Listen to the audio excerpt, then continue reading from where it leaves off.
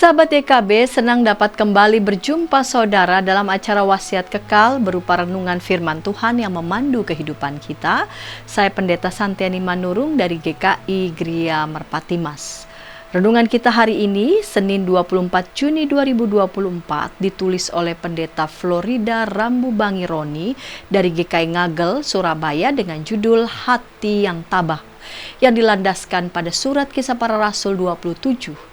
Ayat 13 sampai 38, dan yang akan menjadi pusat perenungan kita adalah Kisah Para Rasul 27 ayat 22. Sebelum membaca firman Tuhan, mari kita berdoa.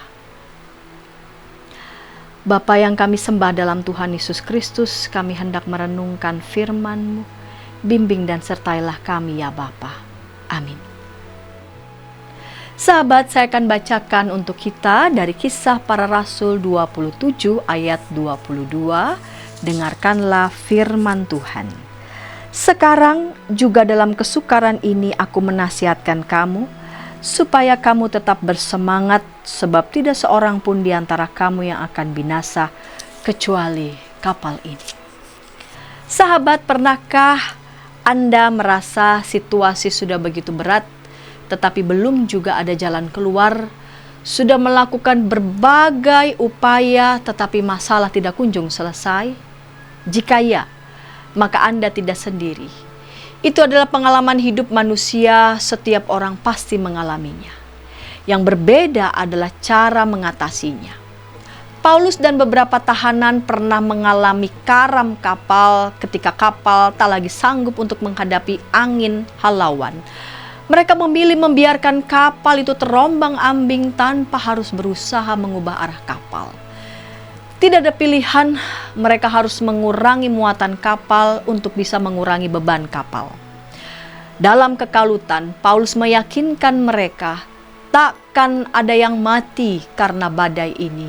Satu-satunya yang tak dapat diselamatkan hanyalah kapal yang mereka tumpangi. Karena itu satu hal yang harus ada pada mereka adalah hati yang tabah di tengah kegentingan, yaitu hati yang tetap memiliki semangat untuk bertahan hidup meskipun maut di depan mata. Sahabat, ketika ada situasi yang tidak dapat lagi kita kendalikan, maka cara terbaik untuk menghadapinya adalah menjalaninya saja tanpa berusaha melawan arus atau cepat-cepat menyelesaikannya. Kita menjalaninya dengan iman yang percaya bahwa kita tidak akan binasa hanya karena persoalan yang ada.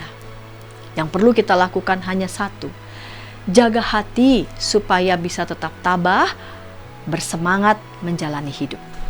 Mari kita berdoa.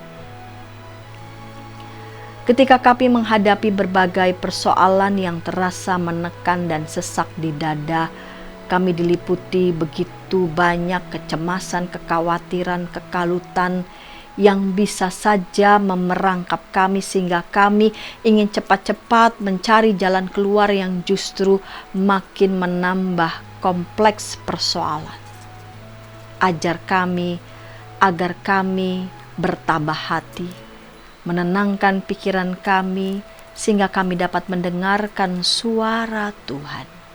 Suara Tuhan yang meneduhkan hati kami, meneduhkan pikiran kami, sehingga kami tidak gampang terkecoh untuk berusaha mencoba menyelesaikan masalah yang menerpa kami dengan cara yang justru akan makin menambah kompleksnya persoalan. Tolong kami ya Tuhan, agar kami diajar untuk tetap bertabah hati dan tenang di dalam Tuhan. Amin. Sahabat, demikian renungan kita hari ini.